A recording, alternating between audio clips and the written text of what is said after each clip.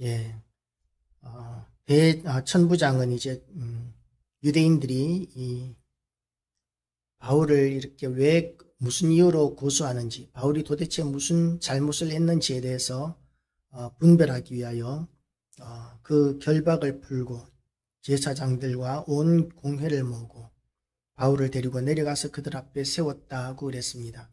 천부장 정도가 예루살렘에 있는 사내들인 공의회, 그것을 소집할 수 있는 권한은 없습니다. 다만 이 천부장이 총독에게 이렇게 요청을 해서 허락을 받아서 이 공회를 소집할 수는 있습니다. 그래서 온 공회를 모으고 바울을 데리고 내려가서 그들 앞에 세우게 됩니다. 아마도 이 천부장은 바울에 대해서 유대인들이 이렇게 난리를 피우는 것은 아마도 유대인의 법에 어떤 저촉이나 잘못이 있어서 그런 것이 아닌가 하는 것 때문에 이제 바울을 세웠던 것 같습니다. 그런데 이 일은 바울에게 심판의 때가 된 것이 아니라 바울이 공의회 의원들에게 복음을 전할 수 있는 기회가 되었습니다. 바울이 공회를 주목하여 이르되, 여러분 형제들아, 오늘까지 나는 범사의 양심을 따라 하나님을 섬겼노라고 이렇게 말을 시작합니다. 당시에 유대인들은 바리새인과 사두개인과 또 이제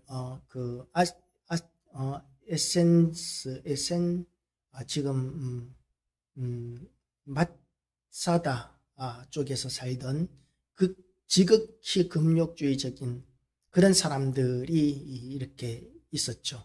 그래서 이 공의회 같은 경우에는 이제 바리새인과 사두개인 정도가 있고 에세네파처럼 극도의 금욕주의를 행하면서 따로 광야에서 살던 그런 사람들은 이제 공의회에 들어오지 않았을 것입니다. 아마 불렀을지는 모르겠지만 그들은 세속적인 모든 일에 대하여 금욕주의적인 선택을 하였기 때문에 스스로 이렇게 참석하지 않았던 것으로 이렇게 생각이 됩니다.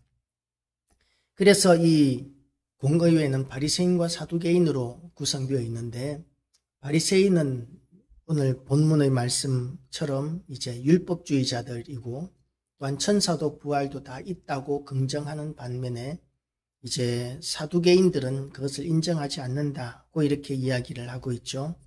바리새인들은 율법주의자고 일반 백성들에게 대해서 굉장히 칭찬을 받고 존경을 받는 그런 사람들이었습니다.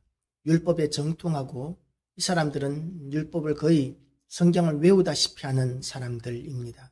지금도 유대인들 가운데 정통적인 유대인들 보면 성경을 얼마나 잘 암송하는지 모릅니다. 그야말로 구약의 모세오경 같은 경우에는 완전히 다 외우고 나서야 아이들이 이제 일반 학문으로 들어가게 됩니다. 그러니까 학교에서 율법을 먼저 암송하게 되는 것이죠. 모세오경이 분량이 얼마나 많습니까? 창세기, 출애굽기, 레위기, 민수기, 신명기, 이거를 한두 장 외우는 것이 아니라 한 책 전체를 다 암송하는 그런 정도가 되어야 이제 그 다음 일반 세속적인 학문에 들어가게 되는데, 그런 이상한 교육 방법을 사용하는데도 불구하고 전 세계에서 가장 똑똑한 민족, 노벨상을 가장 많이 타는 민족이라고 이렇게 드러나고 있죠. 이 바리새인들은 율법을 철저히 지켜야 한다고 생각하는 사람들인 반면에 사두개인이라고 하면, 사두개인들은 대제사장이라든지 이렇게 성전에서 권력을 잡은 사람들입니다.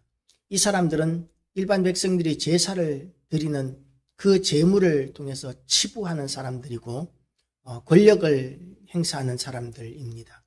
그런데 이 사두개인들 같은 경우에는 이 헬라의 모든 이런 음란하고 모든 타락한 문화를 제일 먼저 받아들이는 사람들입니다. 그래서 이 사람들은 방탕했었고 이 쾌락을 다 즐기며 이렇게 헬라적인 이런 모든 것들을 다 누리는 그런 방탕한 사람들이었기 때문에 심판이나 천사나 부활이나 이런 것들을 인정할 수 없는 것이죠. 만약에 그런 것들을 인정하게 되면 그러면 자기들은 심판의 대상이 될 수밖에 없다는 것을 알기 때문입니다.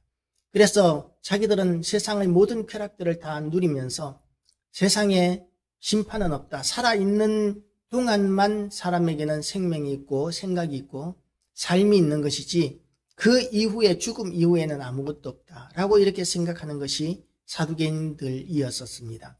그러니까 지금으로 치면 목사가 일반 성도들보다도 훨씬 더 타락한 상황이라고 볼 수 있는 거죠. 그런 교회는 존재할 수가 없습니다.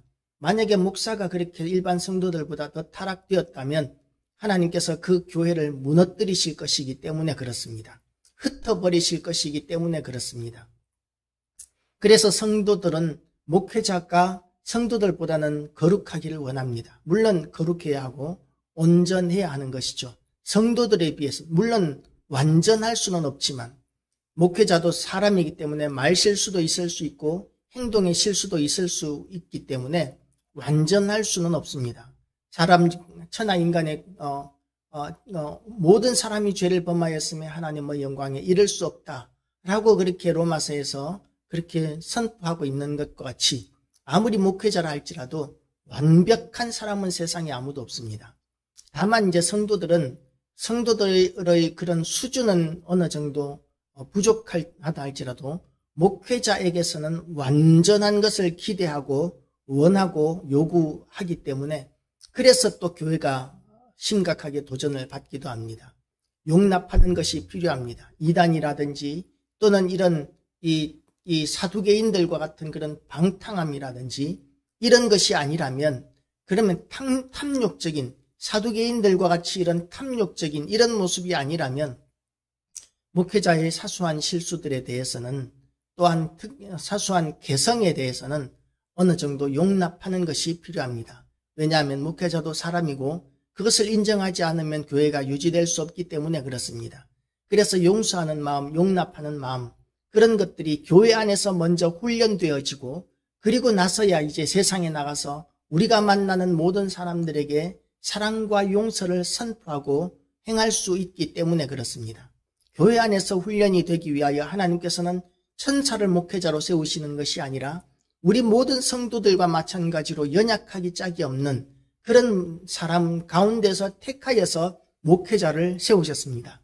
그래서 목회자가 교회를 이끌어 나가기 위해서는 성도들의 어떤 용납이나 포용이 절대적으로 필요합니다. 교회를 지키기 위하여 세우기 위하여 목회자들에게 대하여 좀 더 관대한 마음을 가지게 되시기를 축복합니다.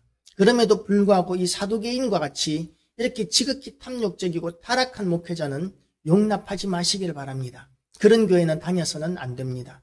쾌락주의적인 그야말로 이단적인 이런 교회들이 있습니다. 목회자 그 교주라는 사람이 그야말로 자기가 신인 양 이렇게 하면서 온갖 더러운 짓을 다 하는 그런 이단들을 우리가 많이 보고 있지 않습니까? 이런 자기가 교주라는 그런 막강한 권세를 이용해서 사람들을 요즘 뭐라고 그러죠? 가스라이팅이라고 그러죠. 사람을 끌어서 그 사람들에게 모든 것들을 갈취하고 그리고 그 여자 신도들과 온갖 음란한 짓을 행하는 그런 이단들이 많이 있습니다. 절대로 용납하지 말아야 합니다. 용서하지 말아야 합니다. 그러나 목회자가 그와 같이 음행이나 또는 물질적인 이런 타락이나 이런 또는 이단이나 이런 잘못이 아닌 다른 사소한 개성이라든지 인간적인 실수가 있다면 그런 것들은 우리가 용납할 수 있어야 교회가 유지됩니다. 왜냐하면 실수하지 않는 목회자는 한 사람도 없기 때문에 그렇습니다. 그리고 그런 실수가 있어야 성도들이 교회 안에서 용납하고 용서하는 훈련을 할 수가 있습니다. 목회자는 물론 실수하지 않고 완전하기 위하여 최선을 다해야 하지만 그럼에도 불구하고 부족하고 연약한 부분들이 있을 수밖에 없기 때문에 성도들은 교회를 지키기 위하여 더 많이 용납하고 사랑하는 그런 모습들을 교회 안에서 훈련되고 그럴 때 세상에 나가서 하나님의 나라를 선포하기 위하여 살아계신 하나님의 영광을 드러내기 위하여 우리가 용서하고 용납하는 삶을 우리가 살아갈 수 있기 때문에 그렇습니다.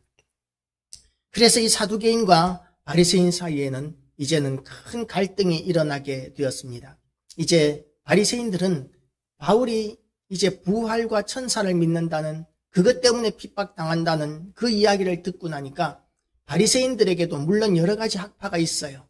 많은 여러 가지 학파가 있는데 그 여러 가지 학파들이 조금씩 다른 점이 있기는 하지만 바리새인들끼리는 그것을 틀린 것으로 여기는 것이 아니라 다른 것으로 그렇게 여기고 용납하는 모습들을 가지고 있었습니다. 다른 것으로 여기고 용납하는 모습을 가지는 것, 이것은 참으로 중요합니다. 왜냐하면 우리는 대한예수교 장로회 합동측이라는 우리나라에서 최대의 교단입니다. 그래서 때로는 우리만 옳다라고 이렇게 생각할 수 있겠지만, 그러나 감리교라든지 침례교라든지 또는 다른 교단에 대해서도 우리가 틀린 것이 아니라면 우리가 용납할 수 있어야 되는 이유가 뭐냐 하면, 하나님은 전능하시고 무한하시기 때문에 우리가 어떤 하나의 교리로 하나님을 완벽하게 그렇게 파악할 수가 없기 때문에 그렇습니다. 보완적인 것들이 필요합니다. 우리에게도 우리는 알지 못하지만 우리가 연약한 것들이 있을 수 있고 부족한 것들이 있을 수 있다는 마음으로 틀린 것이 아닌 다른 것에 대하여는 우리가 마음을 열고 그것을 어느 정도 받아들이는 그런 자세가 필요하다는 것이죠. 그러나 틀린 것은 절대로 용납해서는 안 됩니다. 성경의 기본적인 가장 핵심적인 교리, 삼위일체 교리라든지 또는 종말론이라든지 이런 우리가 절대로 용납할 수 없는 구원론이라든지 이런 것들에 대해서는 우리가 절대로 용납할 수 없습니다.